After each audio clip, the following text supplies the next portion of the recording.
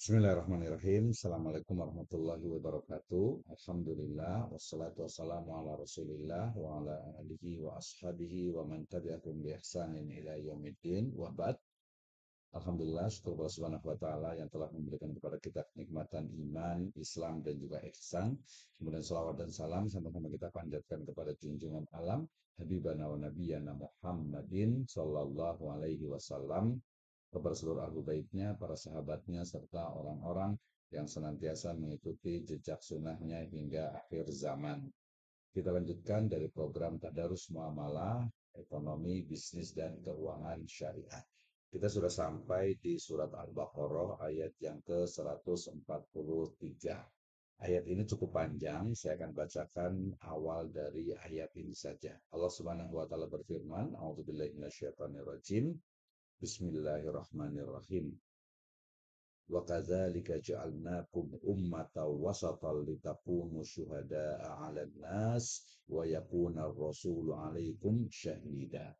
Demikian pula kami telah menjadikan kamu, yaitu umat Islam, dikatakan umat wasatan, umat pertengahan, agar kamu menjadi saksi atas perbuatan manusia dan agar Rasul Kanjeng Nabi Muhammad SAW menjadi saksi atas perbuatan kalian. Nah, ayat ini berbicara tentang isu yang cukup menarik, yaitu kaitannya dengan umatan wasatan, ya, atau umat yang wasat, yang pertengahan. Ya, kita awali dengan firman Subhanahu wa taala, wa kadzalika ja'alnakum ummatan wasata. Ya, Allah Subhanahu wa taala telah menjadikan kalian, yaitu umat Islam, sebagai umat wasaton. Ya, makanya ada istilah Islam wasatiyah gitu ya.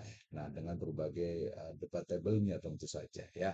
Kembali kepada konteks ayat ini, sejatinya ayat ini adalah berbicara tentang bagaimana umat Islam, ya, secara akidah, nanti secara ibadah dan juga secara muamalah itu adalah umat yang pertengahan, ya. Banyak ahli tafsir menjelaskan tentang makna dari umatan wasaton, diantaranya adalah bahwa umatan wasaton itu adalah juga merujuk kepada surat dari Al-Fatihah, ya, ghairil maghdubi alaihim, ya, atau sebelumnya ihdinas siratal mustaqim siratal ladzina an'amta alaihim ghairil maghdubi alaihim waladdallin, ya, ghairil maghdubi alaihim, itu bukan orang-orang yang mendapatkan ghadab Allah Subhanahu wa taala, waladdallin, dan juga orang-orang yang sesat, yaitu bukan, ya, umat Islam ini bukan orang atau bukan dari golongan orang-orang Nasrani, ya, juga bukan golongan dari orang-orang Yahudi. Kenapa? Karena pertengahan, misalnya sebagai contoh dalam masalah akidah, menyikapi Nabi Isa alaihissalam, ya, maka umat Islam itu pertengahan, ya. Artinya ketika kaum Kristen, kaum Nasrani itu menganggap bahwasannya Isa itu adalah putra Tuhan, ya, ataupun juga satu dari tiga gitu ya, sementara berlebih-lebihan itu, ya. Kemudian yang berlebih-lebihan lainnya juga adalah dari kalangan Yahudi, ya, di mana mereka menganggap, ya, Isa alaihissalam itu adalah anak zina misalnya. Naudzubillahi min dzalik, yaitu kaitan dengan wa kadzalika ja'alnakum ummatan wasata. Nah, konteks dalam ekonomi syariah tentu saja ini ada, karena kajiannya adalah muamalah dan ekonomi syariah, kita juga melihat bahwasanya umatan wasata, ya, atau umat yang pertengahan dalam masalah ekonomi ini juga menarik. Kenapa? Karena kita dihadapkan kepada, ya, sistem ekonomi yang sifatnya itu mungkin, ya, ada yang sifatnya itu komunisme, ya, komunis, di mana mereka itu menjadikan sistem ekonomi itu atau kepemilikan secara keseluruhan itu dimiliki oleh negara, ya, sehingga kemudian seluruh sistem ekonomi dan juga alat-alat produksi itu dikuasai oleh negara.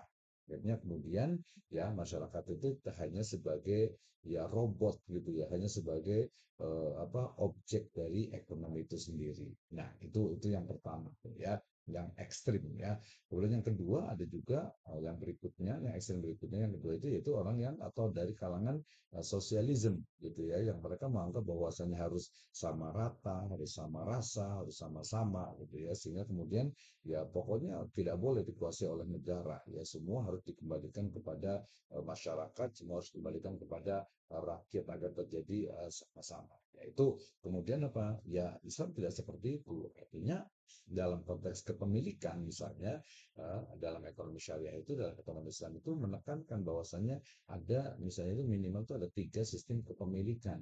Ada kepemilikan yang memang itu adalah kepemilikan fardiyah, milkiyah al-fardiyah, milik dari perseorangan, ya di mana setiap manusia ya setiap masyarakat warga negara itu berhak untuk memiliki dari harta benda uang ya dan aset-aset ataupun alat-alat produksi lainnya ya sementara selain itu juga ada yang sifatnya milkiyatul ammah kepemilikan yang memang itu umum yang nantinya itu akan dikelola oleh negara ya misalnya fasilitas-fasilitas umum seperti jembatan, seperti jalan, seperti taman-taman, kemudian juga padang rumput, ya misalnya kalau merujuk kepada padang rumput, air, kemudian juga nar itu nah sebuah hadis dari Nabi SAW bahwa beliau pernah bersabda innal muslimuna syuraka fis salas ya jadi umat Islam itu bersyarikat dalam tiga hal ya Allah walma ya yang pertama adalah api ini dalam hal ini berarti adalah sumber energi gitu ya jadi sumber energi itu tidak boleh dikuasai oleh perseorangan ya kemudian yang kedua adalah alma atau air juga menjadi kebutuhan pokok manusia sehingga tidak boleh dikuasai oleh perorangan oleh sebuah perusahaan yang nantinya masyarakat nanti akan malah malah kesulitan kemudian yang ketiga adalah padang rumput nah padang rumput dalam konteks masa lalu itu adalah ya di mana masyarakat itu ya menggembala di sana ya berarti dalam konteks sekarang berarti ya fasilitas umum yang memang dibutuhkan oleh masyarakat. Itu adalah ciri ataupun sistem kepemilikan, ya jenis kepemilikan yang kedua, yaitu milkiyatul ammah. Nah, kemudian ada yang ketiga juga milkiyatul daulah atau kepemilikan negara. Ya, dalam hal ini berarti ya, nah, konteks dari ekonomi syariah itu bukan hanya kepemilikan individu, tapi juga kepemilikan negara, di mana negara juga ya memiliki hak untuk penguasaan terhadap ya aset-aset ataupun juga terhadap sumber daya alamnya ya yang nantinya ya untuk kesejahteraan untuk kemaslahatan masyarakat dan sehingga kaidah dikatakan tasarruful imam ala ra'iyatin manutun bil maslahah bahwasanya kebijakan dari imam kebijakan dari para pemimpin itu ya harus apa manut ya harus mengikuti kepada al maslahat ya maslahat itu tentu saja adalah kebaikan yang sifatnya itu bermanfaat untuk masyarakat secara umum. Nah, dari sisi kepemilikan saja itu sudah umat Islam itu betul-betul umatan wasaton, ya umat yang pertengahan, tidak komunis, tidak juga kapitalis gitu ya, tidak juga sosialis, nah termasuk juga tidak juga liberalis. Nah, dalam konteksnya antara liberalisme dengan komunisme itu juga dua ekstrem yang berbeda ya. Kalau liberalisme itu menunjukkan bahwasanya ya silahkan liberalisme itu kan muncul dari sistem kapitalisme di mana orang yang memiliki modal itu akan menguasai ekonomi ya.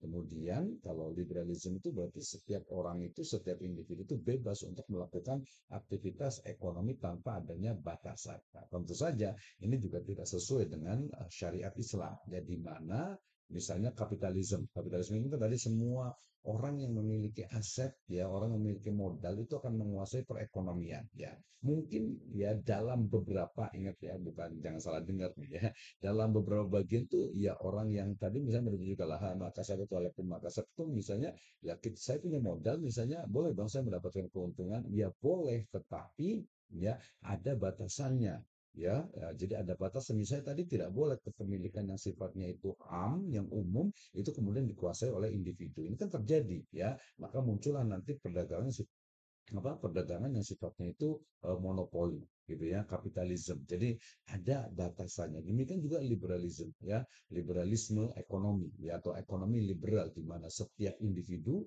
diberikan kebebasan untuk ya memiliki aset sebanyak-banyaknya menguasai sistem ekonomi yang ada.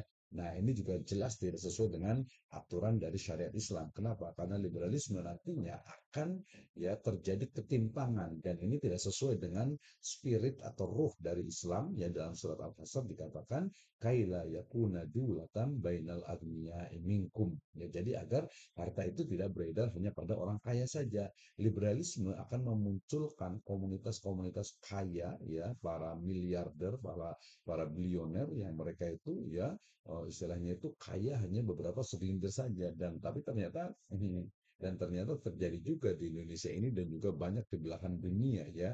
Orang kaya ya mungkin hanya 1 sampai 10% yang menguasai perekonomian dari masyarakat yang 90%. Akhirnya yang 90% itu mengalami kesulitan, kekurangan dalam mengakses ekonomi, dalam mengakses alat-alat produksi, alat-alat kebutuhan ataupun juga memenuhi kebutuhan mereka. Maka baik itu komunisme atau sistem ekonomi, walaupun komunis itu sebenarnya sistem politik ya, tapi karakter utama dari sistem ekonomi itu di situ adalah sosialisme biasanya gitu, walaupun dikuasai akhirnya oleh negara. Ini perkembangan dari berbagai ideologi lah ya. Nah, kemudian liberalisme atau ekonomi liberal yang memberikan kebebasan setiap individu ini juga jelas tidak sesuai dengan syariat Islam yang memberikan kemaslahatan kepada masyarakat secara umum ya. Kemudian juga kapitalisme juga tidak sesuai dengan syariat Islam. Kenapa? Karena memang hanya menguntungkan individu bagi atau dari para pemilik modal ya. Nah, ada batasan-batasan yang sudah diatur di dalam Islam. Nah, sehingga kemudian ayat ini ya surat Al-Baqarah ayat 143 ini sangat relevan sekali dengan ekonomi di saat sekarang ini ya, di mana ekonomi Islam, ekonomi syariah itu adalah ekonomi yang sifatnya wasatiyah, ekonomi yang sifatnya itu ummatan wasaton. Ya, mungkin bahasa Arabnya kita bisa menyebutnya dengan apa? Iqtisad al-wasati ya. Jadi sistem ekonomi pertengahan ya, di mana tidak memberikan ya kepemilikan sepenuhnya kepada negara, tetapi juga tidak memberikan kebebasan ya secara sebebas-bebasnya kepada masyarakat secara umum ya. Kemudian izin dikatakan ya, litakunu atau wakadzalika ja'alnakum ummatan wasatan litakunu syuhada 'alan nas wa yakuna rasulu 'alaikum syahida ya, agar kamu menjadi saksi atas perbuatan manusia dan agar Rasul Nabi Muhammad SAW menjadi saksi atas perbuatan kalian. Jadi umat Islam itu sebagai saksi bahwasanya sistem ekonomi kapitalis tidak sesuai, sistem ekonomi liberal tidak sesuai, sistem ekonomi atau sistem sosialis dan juga sistem komunis dan juga berbagai ideologi yang lainnya ya, cukup banyak juga yang lainnya gitu ya, itu juga tidak sesuai. Kenapa? Karena inna dina indallahil Islam. Ini Islam ya, hanya aturan Islam, hanya syariat Islam, hanya ekonomi Islam yang membawa kepada kemaslahatan. Ini harus diyakini ya dan harus diamalkan. Ya, mudah-mudahan Allah Subhanahu wa taala memberikan hidayah serta inayahnya sehingga kita mampu untuk melaksanakan sistem ekonomi Islam, ekonomi syariah yang menjadi ekonomi pertengahan ya, yang memberikan kemaslahatan untuk seluruh umat manusia. Wallahu a'lam bishawab. Wallahu muwaffiq ila aqwamit thoriq. Wassalamualaikum warahmatullahi wabarakatuh.